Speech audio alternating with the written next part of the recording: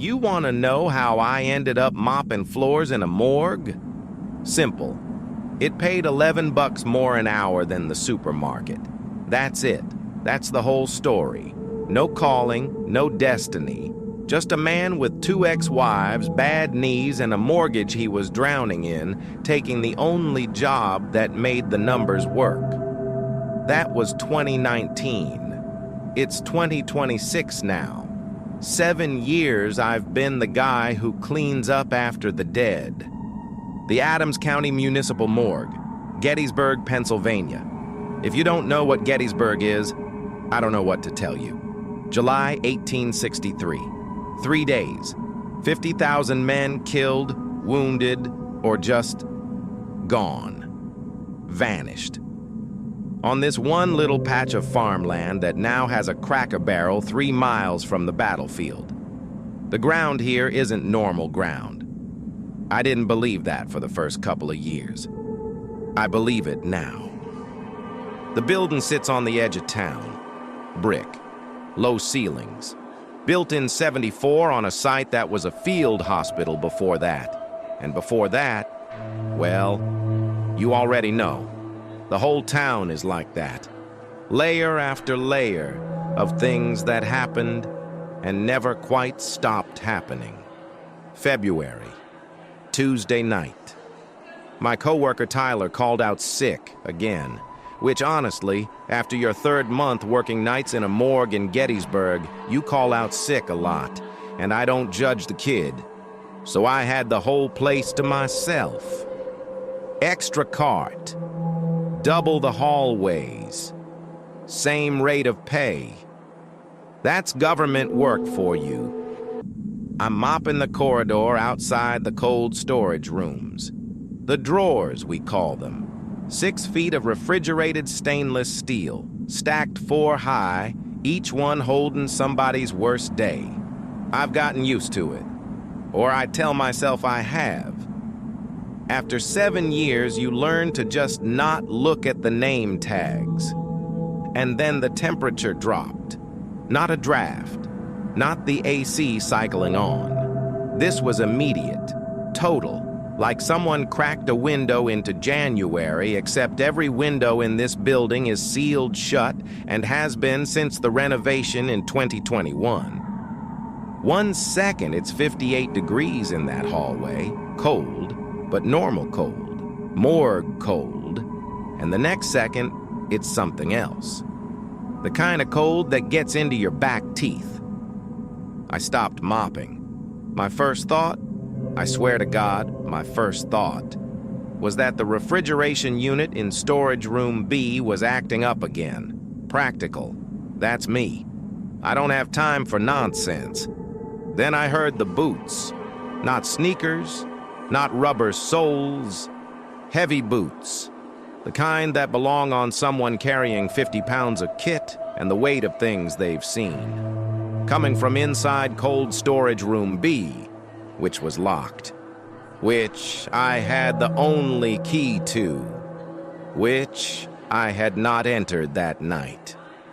I stood in that hallway with a mop in my hand for, I don't know, felt like 30 seconds. My watch later told me it was closer to 3 minutes. Just standing there, listening. The footsteps stopped. And then from inside that room there was a sound. A low sound. Not a scream, not a groan. Something between the two. The sound of a man who is completely, utterly done. Past fear, past grief. Just done. I walked to the door of storage room B. I stood with my hand on the key. And I said something I've never told anyone before tonight. I said out loud, to nobody, to everybody, to whatever has been soaking into this ground since 1863 and never quite finished draining out, I said, I hear you. I'm sorry. I don't know what else to tell you. I'm sorry. The sound stopped. The temperature came back up. I unlocked the room. I went in. I mopped the floor. I went home at 6 a.m. and I slept until noon. I still worked there. Still on nights.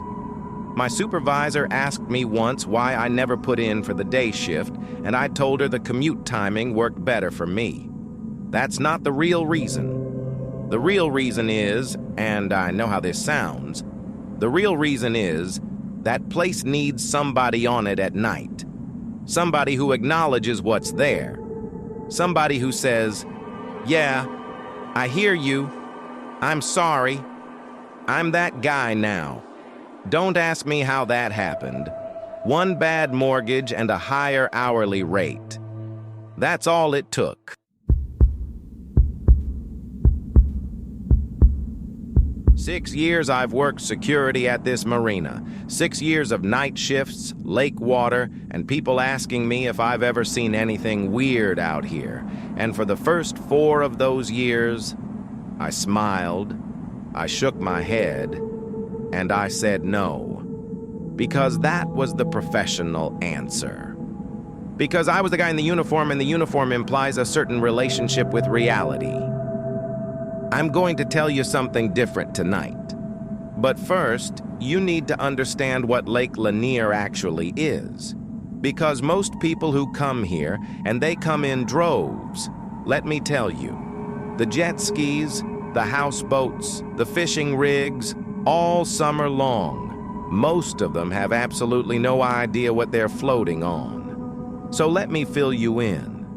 In the 1950s, the Army Corps of Engineers needed a reservoir, so they looked at about 56,000 acres of northern Georgia, told the people who lived there, and there were a lot of people, farming families, whole communities. They told them, "You have to go." And they went. Some of the cemeteries got relocated, some of them. The roads got flooded, the farms got flooded, the churches got flooded. The town of Oscarville went underwater. The Corps filled it up, built the recreation facilities, sold the lots, and told everybody to go have a nice weekend. Lake Lanier has one of the highest drowning rates of any lake in the country, has since it opened. People drown here in ways that don't make sense. Calm days, experienced swimmers, no alcohol involved, just gone. The divers who work this lake will tell you things off the record that they won't put in their reports, about currents where currents shouldn't be, about what it feels like to swim over somebody's old rooftop, about the structures they find in the silt. That's the lake I've been guarding for 6 years. August 2026, 2:15 in the morning. I'm running my second patrol of the night along Dock C, that's the main dock, extends about 200 feet out over the water. It's always been my least favorite part of the route. I've never been able to articulate why exactly. Just that the air over Dock C feels different, heavier, like it's working harder to be normal air than air should have to work. I'm halfway down when I see the light. Underwater. 15, maybe 20 feet down. Not a dive light. Dive lights move. They strobe when the diver moves. This was stationary, steady, the color of a kitchen lamp seen through a curtain on a winter night. Warm, domestic. The kind of light that means someone is home. There was no one home. There hadn't been anyone home down there since 1956. I ran the protocol, 3 long pulses with my flashlight, called it in on the radio. My dispatcher said it was probably a lost fishing light, battery operated, knocked off someone's rig. Probably. I said, "Yeah, probably." I kept watching it. That's when the shape appeared, not near the light.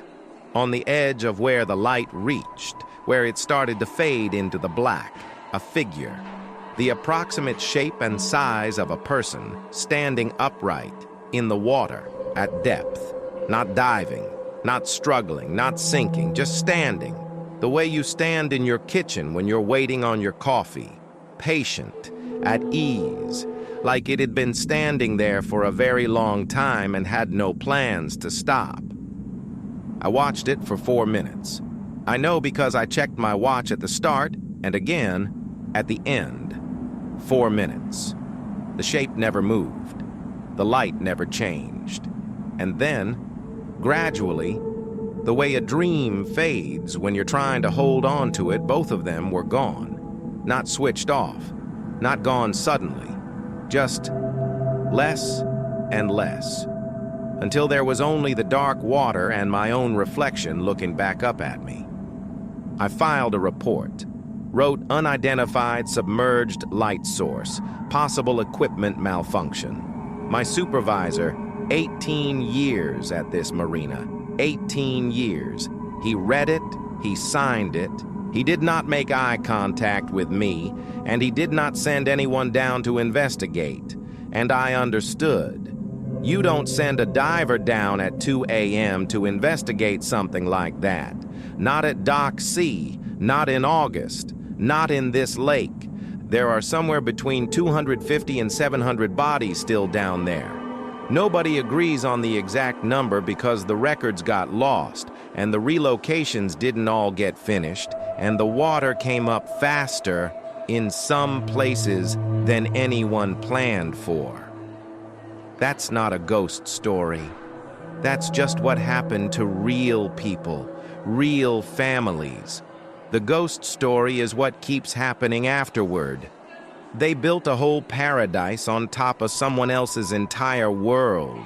They named it a lake, put up the buoys, rented out the slips, and then they acted surprised when the place started keeping score. I still work nights. I avoid Dock C after 2 a.m. when I can help it. When I can't, I keep my eyes on the boards in front of my feet, and I walk fast, and I don't look at the water. Some things you're better off not confirming twice. I've had my confirmation. That's enough for me. I grew up in Cornwall. I know every Dudley Town story there is. Heard them all 100 times at school, at the bar, at every Halloween party from 1993 to about 2010. Madness, suicide. People who went into those woods and didn't come back the same. I used to be the guy rolling his eyes at the ghost tour crowd. I want you to understand that about me before I tell you the rest of this. I am an electrical engineer. I believe in load balancing, preventive maintenance, and the National Electrical Code. I have operated the Cornwall substation for 11 years. I am not a credulous person. Let me tell you what Dudley Town is for the people who don't know. Colonial settlement, 1740s, up in the hills of northwestern Connecticut, 3 mountains around it that block enough sunlight that the place was in shade for most of the day, even in summer. Bad soil, bad drainage, the kind of land you only build on if you genuinely had no better options. The Dudley family, who had a genealogical history that included beheadings and plague, going back to England, just to set the tone. They founded it. Others followed. And then, across the years, and then the decades, and then the centuries, the place just processed people. Madness, mysterious death, tragedy after tragedy after tragedy, until the last residents left in the late 1800s, and the forest took everything back. It's private land now, patrolled, prosecuted. The organization that owns it is called the Dark Entry Forest Association. That's the actual name. Dark Entry. If that doesn't tell you something about how the locals have always felt about those woods, I don't know what will. The old settlement is about a mile from my substation. 11 years I've worked out here, and mostly I've been fine. Mostly. It started with the animals, or the absence of them. You work nights in rural Connecticut long enough, you know the soundtrack. Owls, coyotes, deer on the perimeter. It's constant. It's the background noise of a living forest, doing what a living forest does. I stopped noticing it the way you stop noticing your refrigerator hum. It was just there. October of last year, it stopped. Not gradually. One night it was there, Wednesday night I remember exactly, and the next night it was gone. Complete silence from the tree line. The specific silence of a forest that has decided to hold its breath. That went on for 3 weeks. I told myself it was the season changing. I told myself a lot of things. Then the readings started. The substation runs continuous diagnostics. Voltage, load, power factor, all logged, all flagged automatically if they deviate. On the night of November 3rd, at 3:17 in the morning, my board lit up. Not a dangerous cascade. All the numbers were in safe ranges. What they were not was possible. The power factor, which in a stable system should sit between 0.95 and 1.0, and which I have watched sit in that range for 11 years without exception, was reading 0.03. For 42 seconds, at 3:17 a.m., every piece of equipment running normally. No explanation. I ran the diagnostic twice. I called the system engineer on duty. He logged it as an instrumentation anomaly, said they'd check the sensors in the morning. The sensors were fine. The log entry is still in the system. I have a screenshot on my phone. I've looked at it maybe 200 times trying to find a different explanation. I haven't found one. 2 weeks later. Late November. I'm checking the perimeter fence after a wind event, standard procedure, and I stop at the east corner. The corner that faces toward the old settlement.